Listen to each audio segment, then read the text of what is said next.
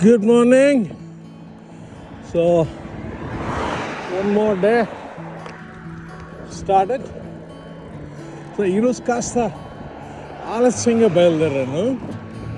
అంటే ఉదయాన్నే చలి బాగా ఎక్కువ ఉంది, ఆల్మోస్ట్ 10-11 అట్లా ఉంది. ఈరోజు కాసేపు ఎక్కువసేపు కూడా సైకిల్ దొక్కుదామని. సో అందుకోసం ఈరోజు కాస్త వేడి పెరిగిన తర్వాత బయలుదేరా. అయితే రాబోయే 10 రోజుల్లో ఇంత టెంపరేచర్ మరలా రాదు. ఈరోజు highest 24 degrees centigrade, peak summer అండి వీళ్ళకి 24 degrees సెంటీగ్రేడ్. కానీ ప్లజెంట్గా ఉంది. నేను మాస్క్ కూడా ఏమి వేసుకోవాలి, జస్ట్ చెవులకు మాత్రమే కవర్ చేసుకున్నాను.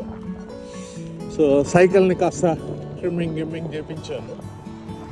సో ఈరోజు కనీసం 20 kilometers రైడ్ చేద్దామని. స్లోలీ మంత్ అండ్కి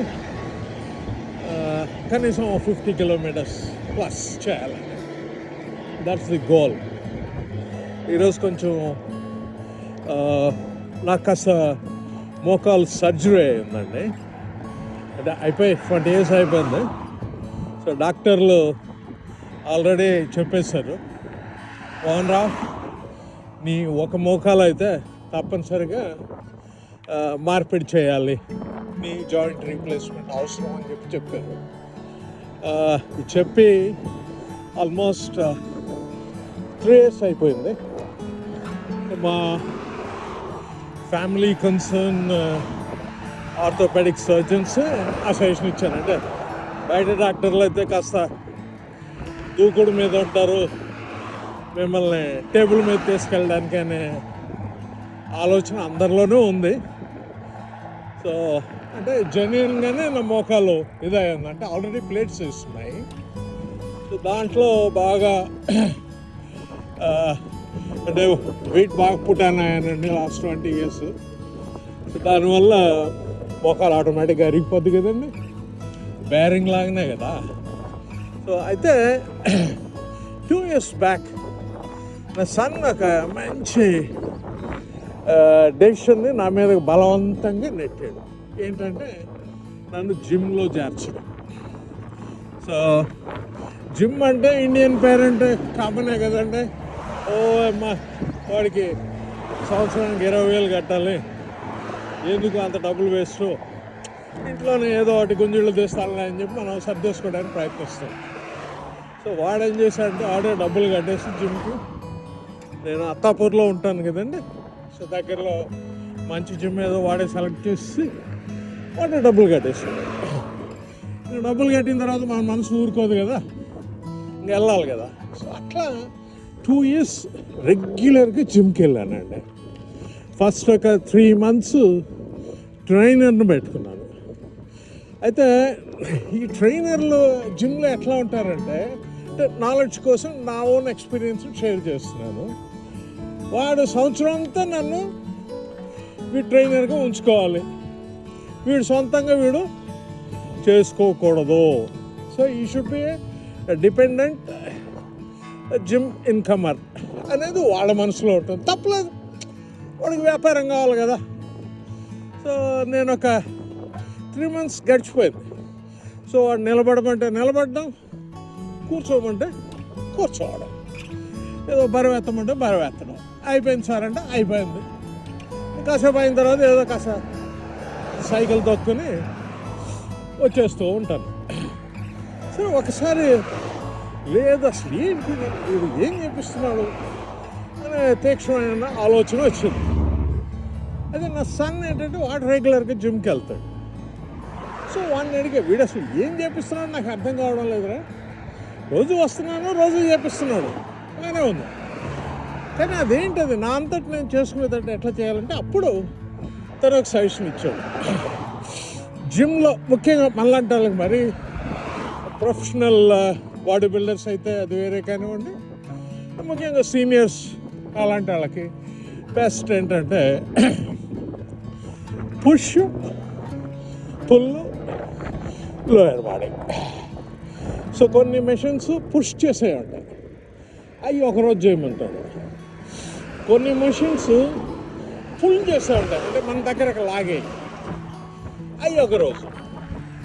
ఇంకొక రోజు లోయర్ బాడీ. లోయర్ బాడీకి అక్కడ ఆల్రెడీ మనకు చూడంగానే అర్థమైపోద్ది ఎక్సర్సైజ్లు ఏంటేంటి అని చెప్పి.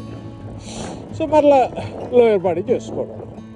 సో అది ప్రాక్టీస్ చేయడం మొదలుపెట్టిన తర్వాత దెన్ ఐ వాజ్ ఇండిపెండెంట్. ఇంకా జిమ్ ట్రైన్ అవసరం లేకుండానే నా అంతటి నేను చేసుకోగలిగాను. సో అట్లా కొద్ది రోజులు గడిచిపోతే బాగానే చేశాను 2 years. సో ఆ జిమ్ ఇంపాక్ట్ నా మీద బాగా పనిచేస్తుంది 2 years. దానివల్ల ఇప్పుడు నేను ముఖ్యంగా ఎవరి మీద ఆధారపడుతున్నానే నా అంతటి నేను చేశాను. చేసినందువల్ల కాళ్ళ మోకాళ్ళకి పై భాగం, కింది భాగం, ముఖ్యంగా థైస్ కానివ్వండి, కాఫ్ మజిల్స్ కానివ్వండి, ఇవన్నీ కూడా బాగా గట్టిపడ్డాయి. సో ఈ 2 years ముఖ్యంగా లోయర్ బాడీ మీద ఫోకస్ చేయడం వల్ల ఇప్పుడు నాకు ఏ ఇబ్బంది లేదండి. హ్యాపీగా సైకిల్ ఏమన్నా 40 kilometers కూడా నేను చక్కగా తొక్కుతాను.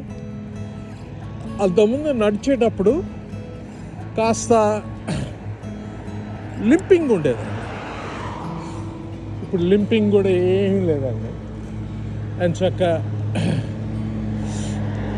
మామూలుగా అయితే 2 kilometers 3 kilometers అయితే కంఫర్టబుల్గా నడవగలం. సో చాలా పెద్దది. సో ఇక్కడ అమెరికాలో ఉన్న గొప్ప విశేషం ఏంటంటే ఎంత పెద్ద వెహికల్ అయినా పెడస్ట్రియన్స్కి, సైక్లిస్ట్కి ప్రయారిటీ ఇస్తారు, ఆగుతారు.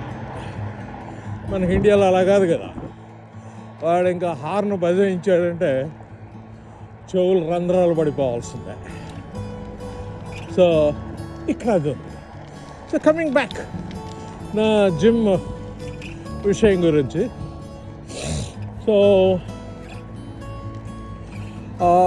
2 years జిమ్ ఎక్సర్సైజ్ మాత్రం నా టోటల్ ఫిట్నెస్ని మార్చేసింది. అయితే ఆ తర్వాత మళ్ళీ ఈ సైక్లింగ్ అని అటు ఇటు కాస్త డైవర్ట్ అయ్యాను. ఇప్పుడు ఈ మినియాపోలిస్లో ఉండబోయే నెక్స్ట్ 5 months పీరియడ్ అంటే నా సన్కి సెల్లర్లోనే అంటే బేస్మెంట్లో సొంత జిమ్ కూడా పెట్టుకుని ఉన్నాడు. సో ఇంక దాంట్లో డైలీ ఈవినింగ్ కాసేపు జిమ్లో వర్క్ చేయాలని అనుకుంటున్నాను.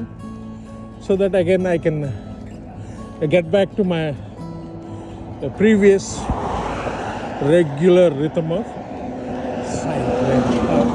Gym going. సో అదొక మెయిన్ గోల్ కూడా ఉంది ఇప్పుడు నేను పెట్టుకున్న వాటిలో. లేకపోతే అమెరికాకు వచ్చిన తర్వాత మగవాళ్ళకి కొన్నిసార్లు కాస్త పనిష్మెంట్లా కూడా వద్దండి, నాలాంటి వాళ్ళకి ముఖ్యంగా. సో కిచెన్లో నేనేం పెద్ద పని చేయలేను, పని రాదు, ఎప్పుడూ నేర్చుకోవాల్సిన స్థితిని నా వైఫ్ నాకు కల్పించలేదు. షీ వాజ్ అంటే always clear, okay don't enter my area, this is my kitchen అనే ఆ రూల్లో వెళ్ళిపోయాం ఇద్దరం. సో ఆ ఏరియాలోకి నేను వెళ్ళి ఆమెను ఇప్పుడు డిస్టర్బ్ చేయలేదు. సో ఇక్కడ మన ఈ కిచెన్లో పెద్ద హెల్ప్ చేయలేము. My son is still bachelor.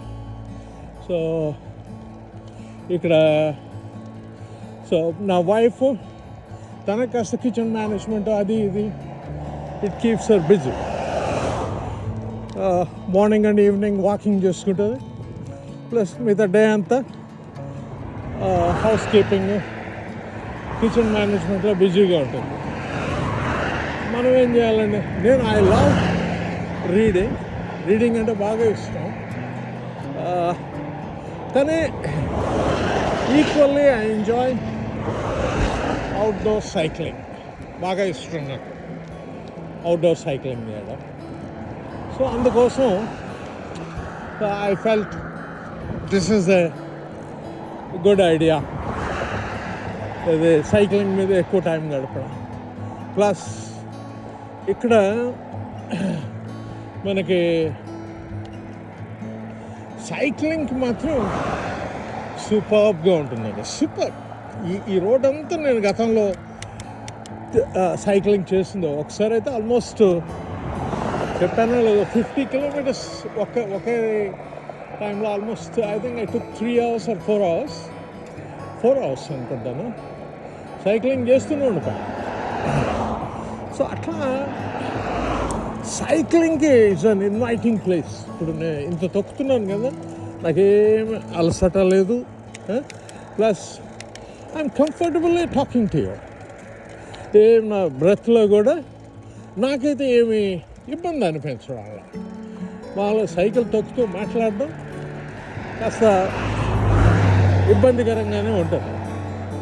Already 20 minutes అయిపోయింది కదా నేను సైక్లింగ్ మొదలుపెట్టాను. అంటే రికార్డింగ్ కాస్త లేట్గా మొదలుపెట్టుంటాను. సో మెయిన్ హైవేకి వచ్చిన తర్వాత సో సైక్లింగ్ కూడా కంఫర్టబుల్గా చేయగలుగుతున్నాను. సో ఫైనల్లీ నేను చెప్పేది ఏంటంటే, ఎవరైతే మోకాళ్ళ సమస్యలు ఇవన్నీ చెప్తారో దయచేసి లోయర్ బాడీ ఎక్సర్సైజెస్, మనమే జిమ్కే పోనక్కర్లేదండి, ఇంట్లో ఉండి చేసే ఎక్సర్సైజులు కూడా బాడీ వెయిట్ ఎక్సర్సైజులు అంటారు, అవి చేసుకుంటే ముఖ్యంగా ఉమెన్కి ఏంటంటే మెనోపాస్ తర్వాత ఈ హార్మోనియల్ ఇంబ్యాలెన్స్ వస్తుంది. వచ్చినందువల్ల బోన్ డీజనరేషన్ మెన్ కంటే ఉమెన్లో ఎక్కువ ఉంటుంది, చాలా ఎక్కువ ఉంటుంది. సో దాన్ని ఓవర్కమ్ కావాలి అంటే ఏకైక మార్గం lower body exercises. So lower body exercise చేయడం మొదలు పెడితే ఇంకా మీ కాలు సంబంధించిన ఎగువ కండరాలు దిగువ కండరాలు మొత్తం స్ట్రెంగ్త్ అయిపోయినాయి అనుకోండి, చాలా వరకు మీకు కనీసం ఒక 40% మీకు ఉండేటువంటి నడకకు సంబంధించిన సమస్యలు కవర్ అయిపోతాయి. నేనైతే చేస్తుంది అదే. సో దానివల్ల నాకు ఏ ఇబ్బంది లేకుండా ఈరోజు 100 kilometers వీక్లీ వన్స్ చేయాలనే గోల్ పెట్టుకున్నాను నేను. అది నెలకు రీచ్ అవుతాను, 2 నెలలకు రీచ్ అవుతాను. అంటే ఇక్కడ వచ్చిన సమస్య ఏంటంటే, మినియాపోలిస్లో సైక్లింగ్ అనేది మ్యాక్సిమం ఆగస్టు వరకే చేయగలం. ఆగస్టుకి చాలా కష్టం అయిపోద్ది. సో హోప్ఫుల్లీ జూలైలో కనీసం ఒక 4 షటిల్స్ అన్న 100 kilometers చేయాలని ఉంది. ఎందుకంటే చలి పెరిగిన తర్వాత ఇబ్బంది అవుతుంది నాకు. Actually I'm prone to osmotic. So ఆ ఆస్మాటిక్ ప్రాబ్లం వల్ల కొన్ని ఇబ్బందులు రావచ్చు. అంటే ప్రస్తుతానికి ఏం లేదండి, లాస్ట్ 3 times వచ్చినప్పుడు ఏ ఇబ్బంది రాలేదు. ప్రాబ్లం చాలా వరకు సాల్వ్ అయిపోయింది. కానీ ఒక భయం ఎప్పుడూ ఉంటుంది కదండి. సో అందువల్ల కాస్త ఒళ్ళు దగ్గర పెట్టుకుని ప్లాన్ చేసుకుంటూ ఉంటారు. సో ముఖ్యంగా మినియాపోలిస్ వచ్చినప్పుడు ప్రొటెక్షన్లో కానీ దాంట్లో కానీ ఏది కాంప్రమైజ్ కాకుండా ఏది ఫేషియల్గా కానివ్వండి, బాడీ అప్పర్స్ కానివ్వండి, ఇవన్నీ కూడా జాగ్రత్తగా వేసుకుని ఒక ప్రయత్నం చేస్తూ ఉంటారు. సో మీరు కూడా ముఖ్యంగా మీ లోయర్ బాడీ ఎక్సర్సైజ్, ముఖ్యంగా జిమ్ లేదా స్ట్రెంగ్త్ ఎక్సర్సైజ్ అని అంటారు, ఈ రెండిట్లో ఏదైనా కూడా మిస్ చేయకుండా చేసుకోవడం చాలా ముఖ్యం. ఎందుకంటే ఈ 40 years దాటిన తర్వాత అందరికీ, మగవాళ్ళు కావచ్చు, ఆడవాళ్ళు కావచ్చు, మీకు మజిల్ డీజనరేషన్ కూడా వస్తుంది. సో మజిల్స్ తక్కువ అవుతా పోతాయి. సో దానికోసం తప్పనిసరిగా మనం స్ట్రెంగ్త్ ఎక్సర్సైజ్, అదే బాడీ వెయిట్ ఎక్సర్సైజ్ అనండి, లేదా జిమ్ ఎక్సర్సైజ్ అన్నామండి. అంటే కొంతమంది చెప్తూ ఉంటారు, మేము ఇది యోగా చేస్తాం, యోగా సరిపోతుందని అని కూడా అంటారు. దాని గురించి నాకంత అవగాహన లేదు, యోగా సరిపోతుందా లేదా. మొత్తానికి మీకు మజిల్ లాస్ అనేది లేకుండా జాగ్రత్త పడడం చాలా చాలా ముఖ్యం. అది ఏ విధంగా అన్నది మీకున్నటువంటి స్పెషలిస్ట్ ఎవరినైనా కన్సల్ట్ అయ్యి, ఫిజియోథెరపిస్టులు కానివ్వండి, లేదా యోగా టీచర్స్ కావచ్చు, లేదా జిమ్ ట్రైనర్స్ కావచ్చు, కనుక్కొని దాని ప్రకారం చేయండి. నేనే ఒక ఎగ్జాంపుల్, చాలా ఇబ్బంది పడేవాడిని నడిచేదానికి. ఈరోజు ఆ లోయర్ బాడీ ఎక్సర్సైజెస్ రెగ్యులర్గా చేయడం వల్ల ఈరోజు నేను ఎంతో హాయిగా ఉన్నాను. ఓకే, సో రేపు లేదా నెక్స్ట్ సైక్లింగ్ ట్రిప్లో మరో టాపిక్ మనం కవర్ చేద్దాం. Bye bye, good luck.